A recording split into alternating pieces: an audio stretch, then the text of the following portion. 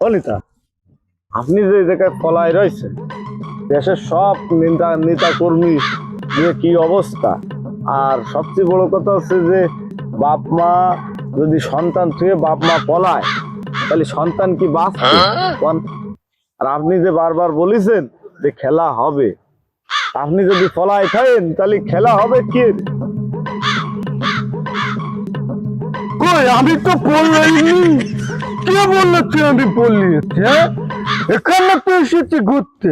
হ্যাঁ, খেলা হবে, খেলা হবে। এখানে ওটা বুবুর বাবার দেশ, আমাদের দেশ। দেশ থেকে পালানোর তো প্রশ্নই ওঠে না।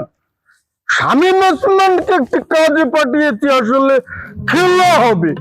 তোমার মতো নেতার দরকার নেই, একটু নেতার দরকার নেই।